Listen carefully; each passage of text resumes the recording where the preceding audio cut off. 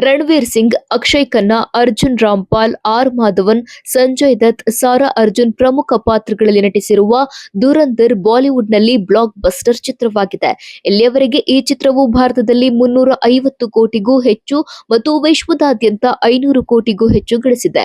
ಬಿಡುಗಡೆಯಾದ ಕೇವಲ 10 ದಿನಗಳಲ್ಲಿ ಇಷ್ಟು ದೊಡ್ಡ ಗಳಿಕೆ ಮಾಡಿದೆ. ಈ ಮಧ್ಯ ಒಂದು ಅಚ್ಚರಿಯ ವಿಷಯ ಗಮನಕ್ಕೆ ಬಂದಿದೆ. ಧುರಂಧರ್ ಚಿತ್ರದ ನಿರ್ದೇಶನ, ಅದರ ನಟರು, ದೃಶ್ಯಗಳು, ಕತೆ ಎಲ್ಲವನ್ನ ಪ್ರೇಕ್ಷಕರು ಮತ್ತು ವಿಮರ್ಶಕರು ಹೊಗಳ್ತಿದ್ದಾರೆ. ಆದ್ರೆ ಅದೇ ಸಮಯದಲ್ಲಿ ಈ ಚಿತ್ರದ ಆರಂಭದಲ್ಲಿ ತೋರಿಸಲಾದ ಕ್ರೆಡಿಟ್ಗಳಲ್ಲಿ ಒಂದು ಹೆಸರು ಪ್ರಸ್ತುತ ಸಾಮಾಜಿಕ ಮಾಧ್ಯಮದಲ್ಲಿ ಭಾರಿ ಚರ್ಚೆಯಾಗ್ತಿದೆ. ಈ ಚಿತ್ರದ ಕಾರ್ಯನಿರ್ವಾಹಕ ನಿರ್ಮಾಪಕರ ಹೆಸರನ್ನ ಓದಿ ಪ್ರೇಕ್ಷಕರು ಅಚ್ಚರಿಗೊಂಡಿದ್ದಾರೆ. ಯಾಕಂದ್ರೆ ಅಲ್ಲಿ ರಾಹುಲ್ ಗಾಂಧಿ ಹೆಸರಿದೆ. ಧುರಂಧರ್ ಚಿತ್ರದಲ್ಲಿ ಕಾಣಿಸಿಕೊಳ್ಳುವ ರಾಹುಲ್ ಗಾಂಧಿ ಹೆಸರಿನ ಹಿಂದಿನ ಸತ್ಯ ಬೇರೆಯೇ ಆಗಿದೆ. ಈ ರಾಹುಲ್ ಗಾಂಧಿಗೂ ರಾಜಕೀಯಕ್ಕೂ ಯಾವುದೇ ಸಂಬಂಧವಿಲ್ಲ. ರಾಹುಲ್ ಗಾಂಧಿ ಬಾಲಿವುಡ್ ಉದ್ಯಮದಲ್ಲಿ ಹಿರಿಯ ನಿರ್ಮಾಪಕರಾಗಿದ್ದು, ಹಿಂದಿ ಚಲನಚಿತ್ರೋದ್ಯಮದೊಂದಿಗೆ ದೀರ್ಘಕಾಲದಿಂದ ಸಂಬಂಧ ಹೊಂದಿದ್ದಾರೆ.